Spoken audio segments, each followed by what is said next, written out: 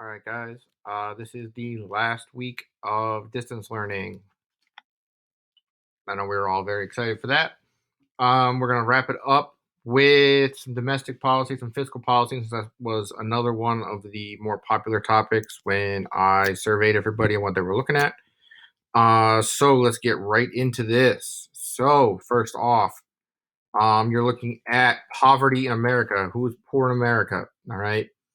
Uh, there's something that we call the poverty line. The poverty line considers what a family must spend for a bare bones or an austere standard of living. All right. Many people move in and out of poverty in a year's time. Just because you're in poverty at one point does not mean a week or two later you won't be. You can go back and forth.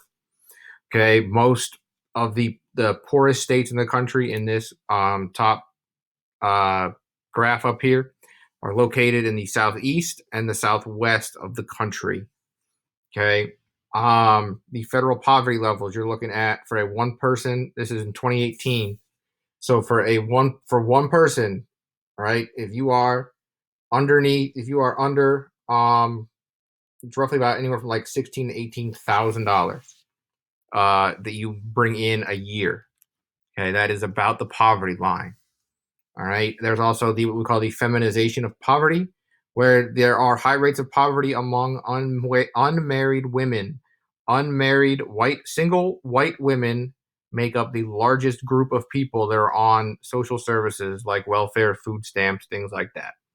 Okay. The media portrays black men as being the ones that are abusing, quote unquote, abusing unemployment, welfare, food stamps. That is not the case. It is single white women. They are the largest single group of people on some sort of government assistance. All right. So there are different taxes in America. Okay. The different types are the progressive tax. There are people with the higher incomes pay a greater share.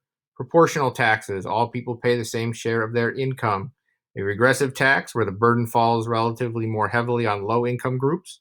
This is the opposite of a progressive tax. And an earned income tax credit. This is a negative income tax that provided income to very poor people in lieu of charging them income tax. So some examples for this. So progressive tax. Our income tax system is a progressive tax where people with higher incomes pay a greater share. So you will pay more taxes if you make $500,000 a year than somebody who makes $50,000 a year. All right, our income now this doesn't take into account the various tax cut programs that have gone on in the United States over the past 40, 50 years. But our income tax system is a progressive tax system. A proportional tax is where all people pay the same share of their income. A proportional tax would be sales tax. All right, you go to 7-Eleven, you get a couple bags of chips, whatever, and you're paying six cents on every dollar. That is a proportional tax. That it doesn't matter how much you make, how rich or poor you are. You go to 7-Eleven, you get a couple bags of chips or a soda, and you're going to be paying 6 cents on the dollar for each of those items. A regressive tax, where the burden falls relatively more heavily on low-income groups. An example of a regressive tax is a lottery system. All right, the Mega Millions, the Maryland lottery system, scratch-off tickets, things like that. That is a regressive tax, where it is mainly targeted at low-income groups. All right, I'm not going to sit here and tell you that only poor people buy lottery tickets, but poorer people buy lottery tickets at a higher rate than wealthier people. All right, that is a regressive tax, a tax that is pretty much targeted directly at poorer people. And the earned income tax credit, this is like a tax return, right? Where if you don't make a lot of money, you will get a tax return, a return on the taxes that you paid throughout the year. That is the earned income tax credit. All right, so government expenditures. All right, this is the money that the government spends on programs in America. These are known as transfer payments. All right, these are benefits given by the government directly to individuals. All right, there are a couple different ways that they will do this. All right, this is the government taking money from everybody in America as a whole and then sending some of this money directly to individuals that need it the most. All right, some transfer benefits are actual money. like Social Security. Okay, Social Security unemployment, where they take all this tax money in and they give a portion, and then people who qualify for Social Security or unemployment, they will receive a portion of that. Other transfer payments are what we call in-kind benefits, where recipients get a benefit without getting actual money. All right, such as like food stamps. Food stamps is something we call means tested, which means that you need to um, meet certain qualifications in order to qualify for food stamps. All right, food stamps are not, they're not just going to give you like a couple $100 or a check. All right, you get a card and you can spend X amount of you can spend those vouchers or that card money on certain types of food. All right. Other transfer benefits would be like free and reduced lunches at schools and things like that. Um, most most well-known transfer payment is called Social Security. It was passed in 1935 with the Social Security Act of 1935. This was an FDR New Deal program. All right, this was the first major step by the federal government to protect people against absolute poverty.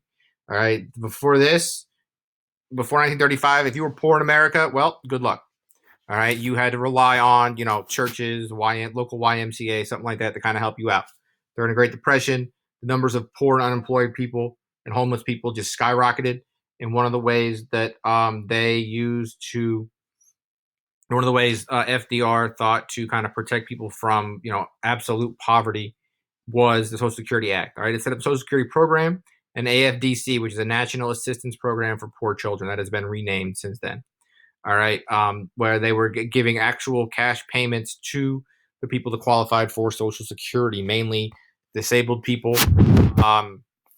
widows and widowers, and older people. Okay. In the 60s, President Lyndon Johnson, declared a quote unquote war on poverty and created many new social welfare programs. Just like every war on something, basically in America, if you see the phrase war on followed by something else, it means that we're not very good at doing it. And we're probably going to lose. The war on poverty, the war on drugs, the war on terror. Okay. He declared his war on poverty, and I'm not going to say it, and it didn't end poverty. It was a step forward, but it has since been attacked by Republicans in this country, and a lot of the things that were included in this quote unquote war on poverty have since been repealed and taken away. All right, so moving on to the 1980s, President Ronald Reagan cut welfare benefits and removed millions of people from the welfare benefit rolls. Basically, the benefit roll would be a list of people who are able to receive this benefit, and he removed millions and millions of people from this. Conservatives argued that welfare programs discourage the poor from solving their problems. Conservatives, you will routinely hear the phrase, pull yourself up by your bootstraps, that, the only reason that people are poor in America is because they don't work hard. And that is absolutely not the case, right? There are plenty of hardworking Americans that are very poor. There are plenty of homeless people who are not homeless because they are lazy or they are drunk. They are homeless for a variety of reasons. A very common reason would be medical bills, that they had to go to the emergency room, didn't have insurance, have all these tens of thousands of dollars in medical debt, and people lose their homes over that way too often in America. Attitudes towards welfare became race coded in the 1980s. That the belief that most people on welfare were African Americans. This is still a very commonly held misconception in America.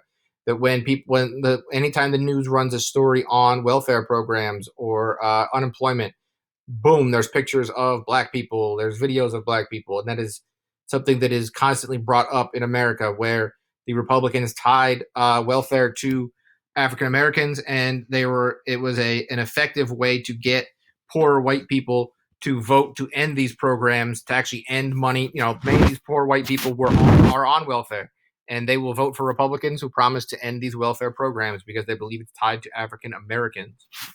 All right, welfare programs have become very, very racially coded in this country. Social welfare policy. We're going to get into Medicare, Medicaid, and food stamps. This was part of President Johnson's war on poverty, also part of his Great Society program.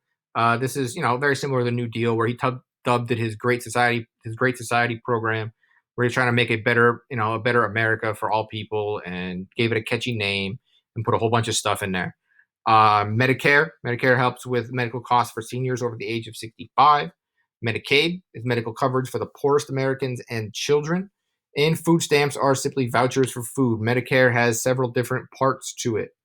All right. A lot of times it doesn't cover everything. You need to buy your own supplemental private insurance. But Medicare is government sponsored healthcare. So that doesn't mean you can go in and do whatever you want.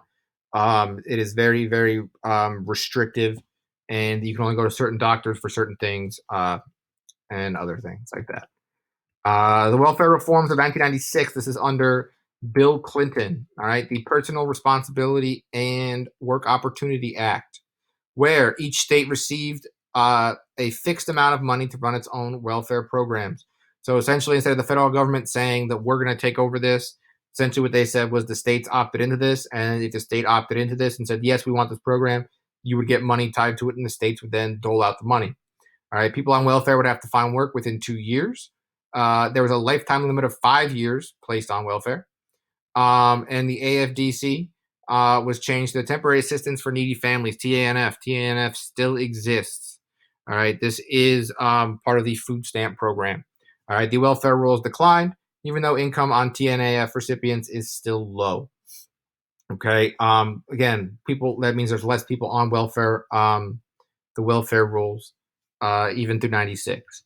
So the future of Social Security programs, the biggest issue with Social Security when we talk about Social Security running out, that it's not going to be around for me when I retire. It's certainly not going to be around for you when you retire. Is that the number of Social Security contributors or people that are working? All right, when you get a paycheck, those of you that have jobs, look at your paycheck. You will see a Social Security tax that has been withdrawn. Every 2 weeks when you get paid, every time you get paid, part of that money goes to Social Security and it's put away for later. It's supposed to be put away for you. Okay, but we have less people working now than ever before, simply based on how our population is spread out. And we have more people retired and using and pulling out of Social Security than ever before. At some time, right now, the last time that I looked at this was about 2038. That we are going to spend more. We are going to be giving out more money, Social Security payments, than we will be bringing in from taxes on people that are working. All right. The solutions are very hard choices. All right. The solution is really either to cut the benefits of Social Security, and you would do that by raising the retirement age. Right now, it is 65 for full Social Security benefits, or you have to raise that age, or you'd have to limit the amount of people that could be on it, or you would have to raise taxes on the people that are working. You would raise the Social Security tax, and that means more money is taking out of your paycheck every 2 weeks. All right. So your federal spending, this is 2015, about 5 years ago. The numbers are changed, but the percentages are roughly the same. All right. The number one thing that we spend money on in America, the largest thing, we spend about 33% of all the money in America is spent on Social Security, unemployment, and labor. That would be, your unemployment, your Social Security payments, stuff like that. The second largest bill that we pay is Medicare and health insurance. All right. So you're looking at roughly 60% of the budget for the United States of America is spent on social welfare programs. All right. And the last thing is SNAP. SNAP is the Supplemental Nutrition Assistance Program. That is the official title for food stamps. All right. In 2016, we spent $70.9 billion on the SNAP program on food stamp benefits and supplied 44 million Americans with food assistance. Now, that doesn't mean you get to go in there and buy like a Twix bar or something like that. There are certain regulations on you have to buy, quote unquote, healthy foods, non-processed food, stuff like that. And this depends on how many children are in your family. Depends on how much money you get towards this. But it is a very important program that Trump has done, has been trying to eliminate and pull millions of people off this program, even through this pandemic. All right. So your taxes, in terms of the stuff we've covered earlier in the year, this is where it goes. And we talked last class about domestic policy. This is all domestic policy. All this stuff that we do to help Americans, to help the Americans that are not able to live as comfortable life as they should be able to. things like SNAP and Medicare, Medicaid, Social Security, unemployment, welfare as well. So if you have any questions on this, please shoot me an email. The two assignments are also posted in conjunction with this. One of them is it's a graphic organizer about several of these programs like SNAP and WIC and TANF. There are videos linked in the document that you can watch, or you can use these slides as well. And then there will be a lecture response posted at the same time. And all right, so this is the last week of this. If you have any late work, please make sure it gets to me by the 10th of June. That is a Wednesday, Wednesday the 10th. So I can put that in the grade book and get your grades finalized. Have a safe summer. Have a good summer. Hopefully, we are all back together in August and we can return to normal as fast as possible. I thank you for being as cooperative as y'all have been throughout this whole process. It wasn't easy for you. I know it wasn't easy for me. But we will get through this together. All right. Be safe and have a good summer.